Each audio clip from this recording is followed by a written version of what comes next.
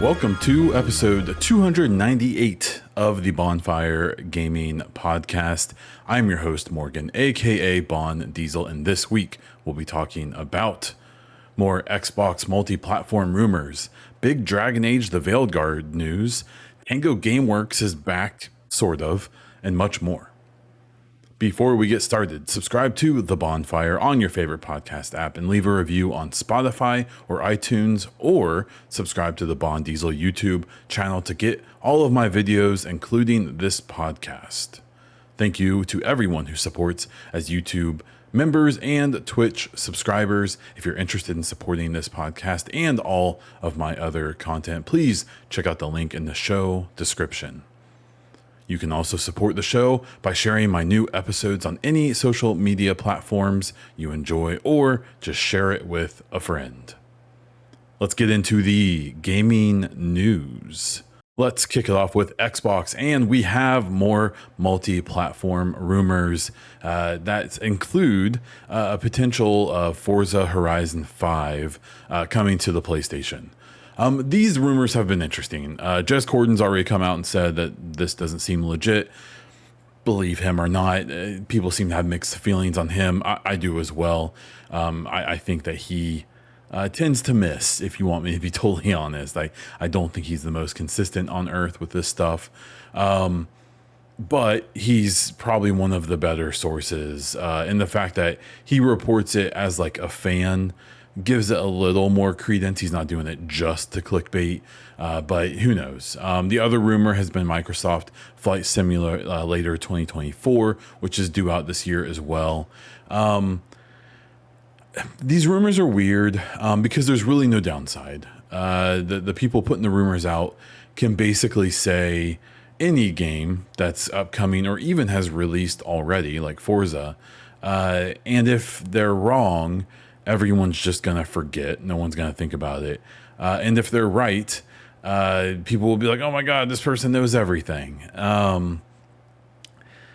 It's frustrating because these rumors often feel like they're supposed to be like derogatory towards Xbox. Maybe that's some bias coming out. Maybe I just feel that way. I don't think though. I don't think so. I really do feel like these rumors are very often put out there to try to degrade the brand and get the community and the consumer base in a tizzy. Every time these rumors come out, you see people, I suspect most of them not being genuine, being like, I've only had Xbox since the OG console and I'm never going to buy another one now. Like, it's likely that most of those people are trolling or bots or whatever. But it's still a bad look, right? And what's funny about it is that either, say these two rumors, Flight Sim or Forza Horizon 5, Forza Horizon 5 is 3 years old. We're coming up on it. Like, that game is not selling more hardware at this point. It just isn't. So at the end of the day, it's very much, and I think I've been fairly consistent on this stance, it's very likely that, you know, it wouldn't hurt Xbox for this game to go multi-platform, really from any point of view. It's been out for so long now. It's very likely a new one is imminent, probably next year or the year after.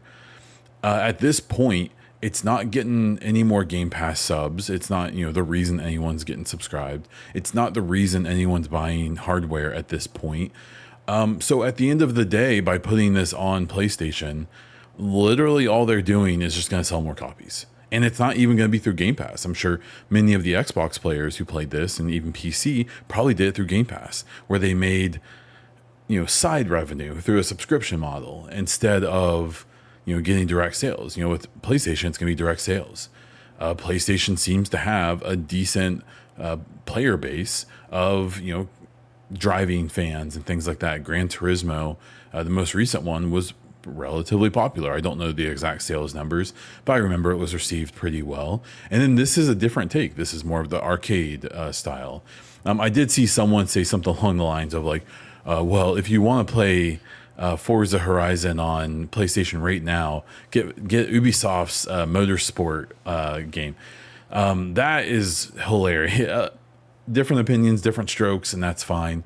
That Motorsport, the most recent game, the Crew Motorsport, is one of the most generic knockoff games I think I've ever played in my entire life. It is the quintessential Forza Horizon at home, or dollar store Forza Horizon, whatever you want to call it. So that take was interesting to me. I really find it hard to believe anyone throwing out hot takes on this. I literally saw people being like, Xbox trashed, Xbox is cooked, Phil Spencer's sending them. It's like, this is a 3-year-old racing game that probably doesn't have a big player base at this point. And even if it does, I hope it does. And I hope it's crossplay and all of that with PlayStation if it goes there, because great. That's only add more people to the player base, buying more microtransactions, doing the things, buying the game straight up. Like, this is only good. Now, with Flight Simulator 2024, it's kind of interesting because that argument doesn't really hold up. That would be a new game. And if it went over there, similar to like what we're going to have with the next Doom game, the Dark Ages, that would seem a little different. Now, I think they've explained their reasoning for doing it with Doom pretty well, to a point where at least I don't really care. Now, but Flight Sim is one of those ones, that's probably not a big Game Pass or console seller either. So you can do some hopium or copium here and say, like, who cares? I'm a little less of a fan of them doing brand new games. I think the fact that they're doing Doom on PlayStation day one kind of sucks. I still think that even if they did all of their first party games on PlayStation day one, the Game Pass argument is still, especially in the next couple years, is still really compelling in my opinion. I think people really discount how, at least in my opinion, this is obviously very subjective. I still prefer the Xbox controller. I still prefer the Xbox UI. I still prefer, and that's because I'm an Xbox fan, right? But what I think people discount is that just because a game may be on everything doesn't necessarily mean it's still going to be equal, even if they can't really do incentives and things like that. So this is just a weird one. Forza Horizon 5, I think, is like a no-brainer to go to PlayStation, and I don't see any downsides at all. Flight Sim 2024 or any other like new games, there's a different argument to be had there. But at the end of the day, Xbox is in third place. They have really stable financial backing. They have a solid install base, even if it's half of their main competitor. It's just one of those things where they're in a pretty good position to just experiment. And I think that's what they're doing. And I think people should probably get used to that.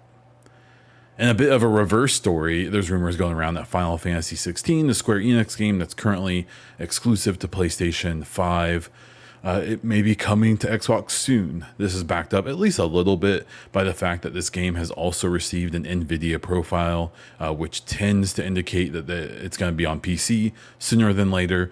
It seems likely, if not assuredly, next week at Gamescom, we're probably going to get a Square Enix announcement of Final Fantasy 16 coming to PC and Xbox.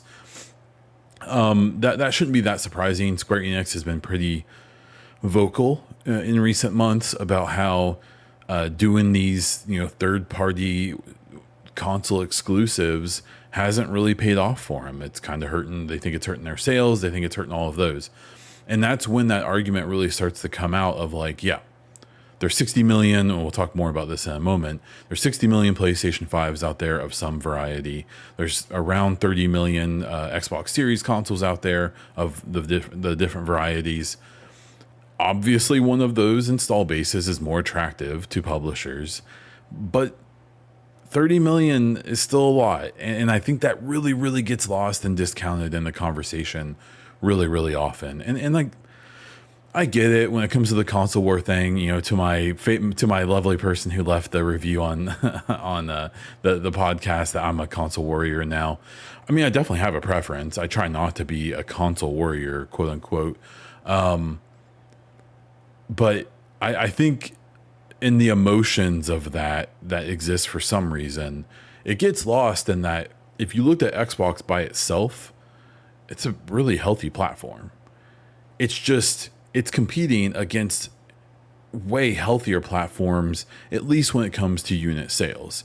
I think there's maybe some arguments to be made about the health of some of the other aspects of their competition's business, but that's probably over my head to really get into. So this Final Fantasy move isn't that surprising. It wouldn't surprise me if we get more of this in the future.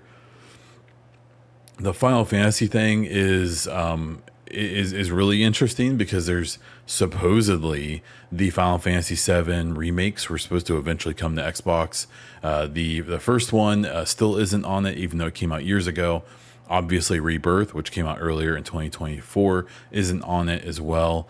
And the third game that is supposed to wrap up this remake trilogy likely won't be either. I assume. What's funny is they're going to put out these 3 remake Final Fantasy VIIs, this trilogy, and then what they're going to probably do is likely on the next gen release all 3 of them together on PC, and they might already be on PC, I'm not sure, but on Xbox, on the platform, and they'll probably have to remaster it because the graphics by then are going to be dated. Arguably, the remakes already don't look like insanely good. They look fine, but I think they're using Unreal 4, I believe, and it shows, in a lot of ways. So interesting stuff. Probably see Final Fantasy 16 on Xbox sooner than later. We have Gamescom coming up. I will be doing opening night live. I will be streaming it this coming week. I believe it's on Wednesday, if I remember correctly. So just keep an eye out for that over on my Twitch page, which is Von Diesel. Go check me out, follow me there, and we can hang out during Jeff Keighley's opening night live. And I'll probably be ripping on it. This is typically his worst show every year, at least in my opinion. If you know my opinions on his shows in general, I think all of his shows are kind of boring or have gotten pretty procedural and haven't been very exciting in a while. So just, be ready for that take on it, I guess. But Xbox specifically seems like it's going to have a pretty big lineup. We know that PlayStation isn't participating in Gamescom. There's been rumors that they might be part of Opening Night Live because of their relationship with Jeff. I wouldn't count on that, especially because I believe they're the only big platform that's going to be at the Tokyo Game Show. And so if they're going to have any big announcements like the PS5 Pro, I would actually expect that there or just on their own channels.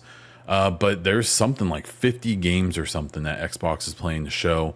You have Opening Night Live with Jeff Keighley. You have the Gamescom and all of their own coverage, as well as like IGN and all of that. And then Xbox is doing like their own coverage and their own like streams during the week. So it's probably going to be a lot of stuff we've already seen. I've seen no rumors that we're going to see any like brand new games that we haven't heard or or that haven't been announced yet. But we'll have to wait and see. I'm excited for Gamescom. I think it's a cool conference. It's definitely a more consumer related thing where they obviously really focus on people being there instead of doing a lot of media. But there should still be some interesting stuff to come from that. A little rumor that's been going around is that Gamescom is in the future considering doing another showcase or another show in the United States. That wouldn't surprise me. The hold that E3 has left. Jeff Keighley's Summer Game Fest has not taken that over. It just hasn't. Even if you like his thing and his shows, it's something different. And it's just something different that Gamescom could probably fill a lot better than he has. So we'll see about that. Xbox is hiring a senior strategic partner manager in Japan. This happened last week. I didn't record last week, so some of this news is a bit old. This is just interesting because Xbox always says they want to have a presence in Japan, always dabbles, and then they do things like shut down Tango Gameworks, which we'll talk more about in a moment. And they don't ever sell anything there. Their sales are abysmal in Japan, hilariously bad. I believe the series has been a little bit successful. I want to say they sold as many series consoles as they did the Xbox One generation, like really fast. They sold, I don't know if it was in the hundreds, but it wasn't very many Xbox Ones during that gen in Japan. I believe the series console passed up their sales of that really, really quickly. They're still minuscule, especially compared to Nintendo and PlayStation. It's just not what's popular there. But it seems like they're still dabbling and trying to reach that market. Starfield is getting some new creations in their store that you can download, including a collaboration crossover with Doom. I believe it looks like there's some armor and weapons and stuff that are going to be unique to that. Speaking of Microsoft Flight Simulator 2024, you can exit planes now. So hold on to your horses if that's something you're interested in. And then the final rumor that is kind of interesting with Xbox is supposedly Samsung has been contracted to provide micro LED screens for a 2026 device for Xbox. The immediate assumption on that is that it's for a handheld. There's also part of this rumor where they may still be trying to dabble in the virtual reality, the VR headsets, or the kind of augmented reality headsets. I really hope that's not true. They need to stay away from that. VR is such a waste of money. We're seeing what is happening with PlayStation, the PSVR 2. Despite how good that hardware is, it just isn't basically worth anyone's time to develop for. I'm really hoping this micro OLED thing is going to be for this supposed handheld that Xbox is making. And that would put them in pretty good company when it comes to hardware. I know that the Steam Deck has an OLED screen, but the micro OLED being even more advanced, though by the time this comes out, it may be more typical. Moving over to some PlayStation news, we had their Q1 fiscal year 2024 report. The big headlines on this were PS5 sales are down.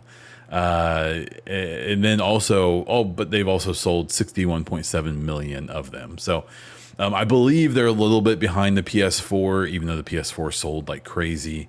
And so that's not that surprising, considering that for all intents and purposes, this gen has just been kind of slow. Like, it makes sense. Like the Xbox Series is obviously way behind for lots of reasons. But even the PS5 is probably just, it's not going to have the same numbers. You know, COVID really screwed things up with games, it seems like. And it just seems like this gen just didn't have the juice. It just seems like, you know, while their hardware is pretty good, especially compared to the previous gen, it just seems like it just isn't quite there. And it really does almost feel like a lot of the advancement isn't going to be felt until the next gen, PS6, whatever comes next for Xbox. Because with this gen, so many of these publishers and studios have tried to jump into like ray tracing and Unreal Engine 5 and all this stuff, which like they kind of technically work on the current gen, but not very well. And it looks like we almost need that next jump of hardware before those are going to feel like really at home. And that this gen almost feels like kind of a stepping stone. We have the PS5 Pro rumored and likely coming out within the next year.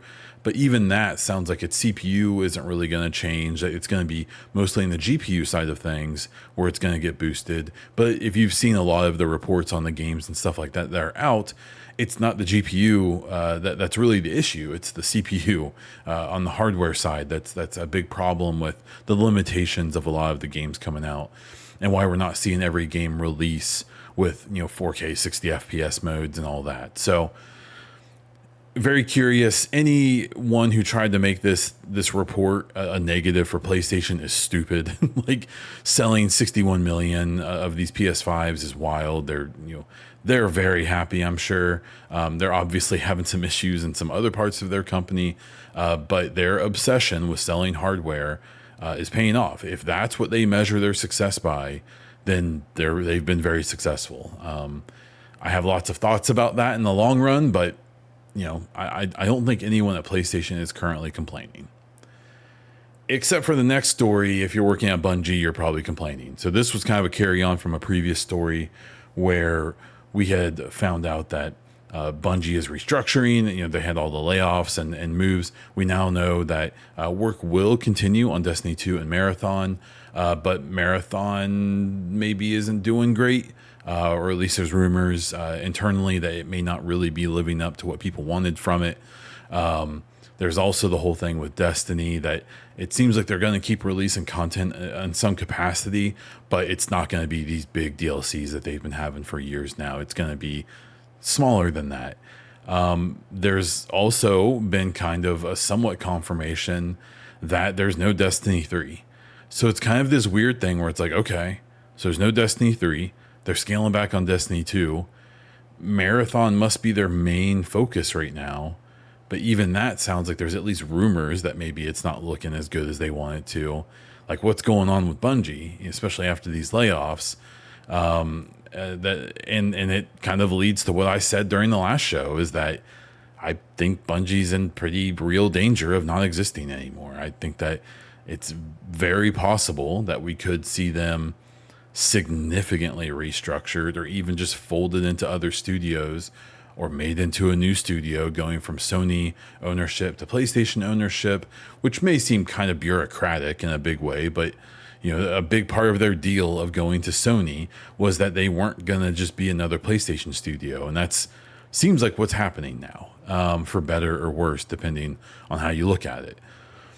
I think, again, it goes back to this. There seems to be something weird at Bungie, because, they obviously left Xbox and then they kind of did their own thing for a while. Then they went to Activision, and that seems like it was tumultuous, and they left them and kind of did their own thing for a while. And now they're at Sony and things seem tumultuous again. And it seems like it's possible that they may at least continue not to exist in the way they have. There's also the rumors that Xbox considered buying them for maybe an even greater price than what Sony did and bringing them back into the fold, but that when they were kind of investigating the company and the cash burn and stuff like that, it seemed like a bad deal. And considering that's a company who just spent $70 billion on an acquisition, if they think, and who's been having their own issues with their own studios and publishing, if they think that Bungie was too risky, then that's interesting, to say the least. So I'm curious what happens with Bungie. I personally don't kind of care about what they do. I'm curious about Marathon, but I'm not super invested in any of it. But I know a lot of people who love their games, and I don't wish ill on any of the devs there. I hate the idea of anyone being in any kind of risk of not being able to do what they do. So I hope it all gets figured out in a way that hurts as few people as possible, preferably nobody. And then finally, we have Nintendo. The bit of news from them last week was that Monolith Software is hiring for a new RPG directed by Tetsuya Takahashi. I apologize if that's not correct. Who was part of like the early Final Fantasy games and Xenoblade. So that's interesting. It seems like they're probably ramping up for games that are going to be coming to their next bit of hardware. But man, I don't think we're going to hear basically anything from Nintendo, nothing significant, until probably early 2025 when they start ramping up to release their new hardware. So, this part of the news segment's probably going to be pretty quiet. And then moving on to some of our final stories that aren't related to the major platforms, we have Dragon Age The Veilguard is coming on October 31st. We have a release date. I did a whole video about this, but it's pretty wild to get a release date for that game. That's a game that's been in limbo for quite a while. We basically knew nothing about it for years. I used to joke pretty often that I felt like we knew more about the next Mass Effect game than we do or did know about the next Dragon Age, even though Dragon Age was releasing within a couple of years and Mass Effect likely isn't even really being worked on yet. So that has obviously changed. We've learned all kinds of stuff. They had another story trailer come out, which was really, really good. Most people seem to really enjoy it. And we have a date. That's pretty exciting. So if you're a BioWare fan, even for me, who's definitely more of a Mass Effect fan, I'm still excited for this. This is cool. I'm excited to see a BioWare game in 2024, and I'm excited to check that stuff out. There's a bunch of deluxe editions and pre-orders that you can do now. There is an art book as well that you can grab, as well as a collector's edition package that has a bunch of little things in it, but not the game, which has been kind of an interesting conversation point. From San Diego Comic-Con as well, they showed off, I believe, a few figures of our new companions that Dark Horse is going to be putting out. I am looking for that Nev figure for sure. That is definitely going to be on my wish list for Christmas. So get ready to hear me talk a lot about her in the next few months, but I will try to keep it away from you now. This also has me just excited for BioWare in general. This so far, the game's been received really well. There's been some up and down with the trailers and stuff, but that's really been the more like kind of really big fans. I feel like overall, the vast majority of people are just excited. And that's awesome. I'm excited for that. I think that we are in a spot where I am not one of the people that thinks this game is make or break for BioWare. I think the next Mass Effect probably is more in that. I think this game is very much from EA, probably just show us you can do it. Show us you can get a game out and you can do well. Probably hoping to break even. This game was probably very expensive to develop. And that's what I'm hoping for. So I'm super excited for this, even if it's not maybe my main focus. I am still pretty pumped about it, and I hope you are too.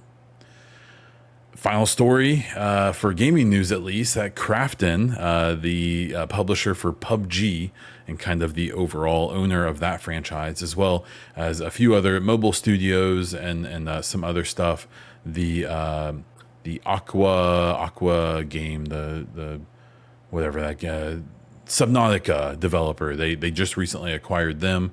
Krafton has acquired Tango Gameworks from Xbox, as well as the Hi-Fi Rush IP.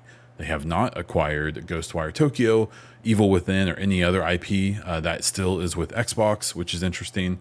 But the idea is that it seems like a much of the team that was with Tango Gameworks, who was probably looking for employment after they were recently shut down by Xbox, is coming along. It seems like especially a bunch of the leadership that was left. It's important to remember that much of the leadership was gone from Tango before they even got shut down, but they're, kind of coming back, bringing the team back together. And it sounds like because of losing the other IP, before they got shut down, the impression was that the next Tango game was going to be Ghostwire Tokyo 2, which was kind of strange because the first game really didn't do very well in general. Everyone really assumed they'd be working on Hi-Fi Rush 2 because even though it wasn't very financially successful, it was a critical darling, and that they would maybe try to go into that. That's probably part of the reason they got let go, if that's what they wanted to do. We'll talk more about that in a moment. But they're almost certainly going to be cracking on Hi-Fi Rush 2 probably now. They're probably already working on it. There was some rumor that they had already started concepting for that game. So there was probably already some work getting done. And I wouldn't be surprised at all if they try to pump that game out pretty quick, because Krafton's probably going to want a return on that investment pretty fast. My question is whether or not the things that had ZeniMax before even acquisition by Xbox supposedly was already considering shutting down Tango Gameworks, and then obviously Xbox was considering that as well because they did it, and it was because I believe Tango Gameworks has basically had one big hit game. It was the first Evil Within, that was over a decade ago. The founder of Tango Gameworks was Mikami, who was a Resident Evil kind of founder, one of the main people there, who obviously the Evil Within games was kind of in that same light, and even Ghostwire Tokyo to a point was in that kind of horror genre a little bit. He's gone. He left the company when they were still with Xbox after I believe Hi-Fi Rush came out, and even though he didn't have much to do with that game, the reason for that studio existing was basically Mikami. If you look at Kojima Productions, Kojima Studio, it's like if Kojima left at a different scale, obviously. But a big reason that studio existed was because of Mikami. And then there was also all the stories about a lot of leadership leaving that team and that studio before Hi-Fi Rush even came out. I think the problem is that I don't think Xbox maliciously shut them down. I think they were just not a viable studio and hadn't been in a really long time. Even with the critical hit of Hi-Fi, it wasn't a financial hit. Even when it went to PlayStation, while we saw Grounded and Sea of Thieves really pop off and be a pretty big game, that didn't happen with Pentiment, which was Obsidian, or with Hi-Fi Rush. As much as it was acclaimed, it basically got no attention on PlayStation. I'm curious to how this plays out, but I'm excited that there's a chance for Hi-Fi Rush 2. I'm excited that these devs are getting another shot. I'm excited that the studio gets another chance to do this. I just don't know if Krafton can do it if Microsoft couldn't.